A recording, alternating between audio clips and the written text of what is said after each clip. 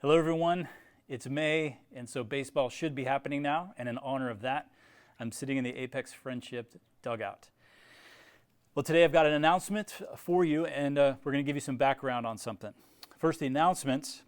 This Sunday night, we're holding a worship service in the church backyard. This is a chance for us to gather for some live worship and also to see each other, finally, and it's also a step toward live services on Sunday mornings. Now, it's going to feel a little different for us because we're going to have to maintain what we now call social distance. So that's that 6 feet of space between people that we now call social distance, a phrase that didn't exist 6 months ago. Now, it's just a tad further than normal. It's not a lot further than normal, just a tad further than normal. It's really the distance of a fist bump where you don't quite touch. Now, this isn't brand new for us. If you're a family and you have the stomach bug, or if the flu's blowing through the children's ministry, or if you have a cold, you wash your hands a lot, you might even stay out of children's ministry, you might even keep your family away from church. So we're used to some kind of distancing when there's sickness in the air. Sometimes we don't shake hands, right? This is not unusual for us. And with COVID, it's the same thing, only more so. And because so much isn't understood about COVID, we want to take these precautions seriously. So it seems like COVID is more contagious and more dangerous than other diseases, as much as we can know now. So if you can't stomach the phrase social distance, then you can call it Galatians 5ing. You know, like high-fiving, this is Galatians 5ing. What am I talking about? Well, Galatians 5:13 says, "For you are called to freedom, brothers. Only do not use your freedom as an opportunity for the flesh, but through love serve one another." So you're going to keep distance from people you love for the sake of loving them, serving them. Well, that's Sunday night. So we hope to see you Sunday night, 6:30.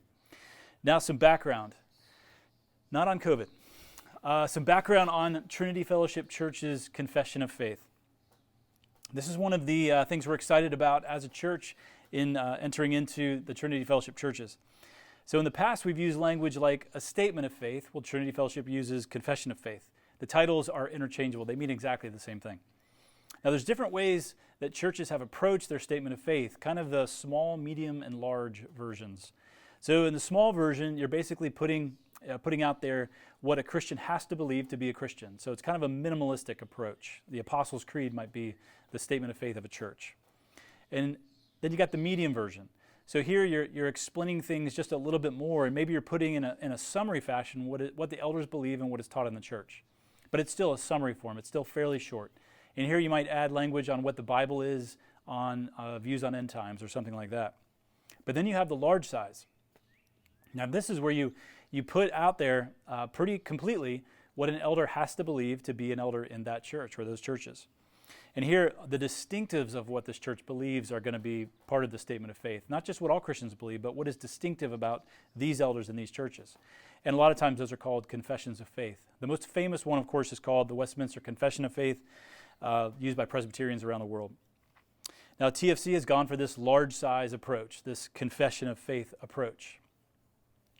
Now, when you do that, when you write or when you go the route of a confession of faith, there's really two ways to get there. One is you start from scratch and you write your own. And the other way is you're going to borrow from someone else. Now, you might write your own because you believe, hey, this isn't 16th century Germany. This isn't 17th century England. God's doing something unique in our day and our time. And of course, that's true. There's a lot of merit to that. But the other approach is where you're going to borrow from an existing confession of faith and you're simply going to modify it where you think the Word of God says something different than what's in the confession. So in TFC, they've done that. They've taken an existing confession and modified it, where they believe things differently. So the confession they started with is the 1689 Baptist Confession of Faith. The 1689 Baptist Confession of Faith. So yes, we're Baptist now, although we've always been Baptist, because it just means believer's baptism. If you're a Baptist, you believe in believer's baptism and not paedobaptism. So we're a Baptist church in that sense. Now, the 1689 confession is the work of two guys, William Collins and Nehemiah Cox. So they took three other documents and in some ways combined those into the 1689 confession. So most of their document is modeled after the Westminster Confession of Faith. About 80 or 90% of the London Confession, the 1689 Baptist Convention is also called the Second London. About 80 or 90% of their confession is taken from Westminster. So that gives it the very Reformed and even Puritan-sounding theology. But these guys were Baptists. So the Baptist part of their confession comes from the First London Confession of 1644. Now, these earlier Baptists are sometimes called particular Baptists, which doesn't mean they're a particular kind of Baptists. It means they're particular Baptists and not general Baptists. They believe in a particular redemption and not a general redemption, which is actually a particular redemption means the same thing as a limited atonement. If you've heard of that in the 5 points of Calvinism, particular redemption is that. It's limited atonement. So these guys were Calvinists. They were Calvinists and they were Baptists. And the most famous particular Baptist that you and I have probably heard of is Charles Spurgeon. So the great 19th century English preacher was a particular Baptist. So you've got that document, the First London Confession. They pulled from there. And then the third influence on these guys was a Puritan document, another Puritan document written by John Owen and some others called the Savoy Declaration of Faith and Order. So even though they pulled a lot from these separate documents, most of their work is straight from the Westminster Confession.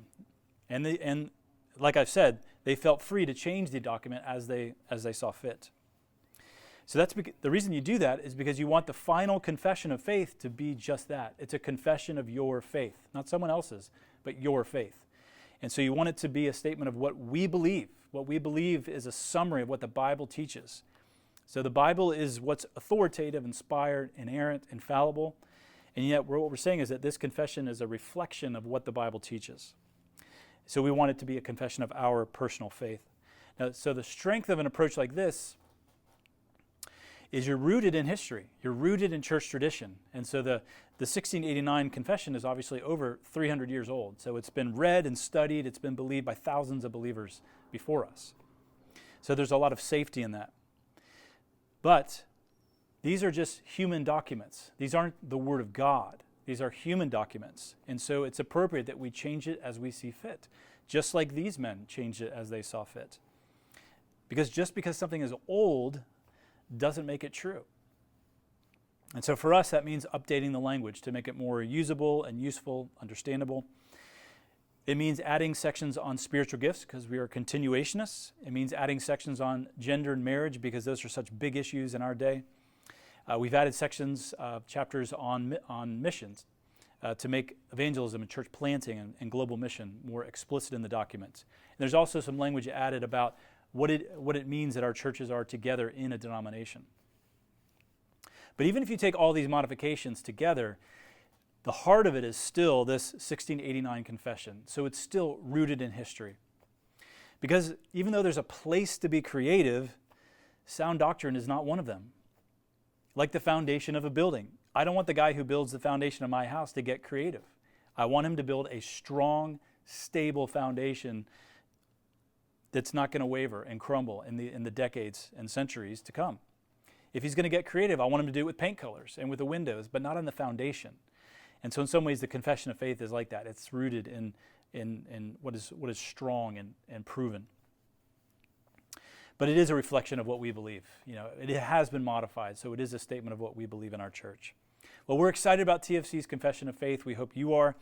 If you want to get a look at it, you can go to our website, go to the Who We Are button, and then scroll down to the Confession of Faith, and you can read excerpts of it or read the whole thing if you like.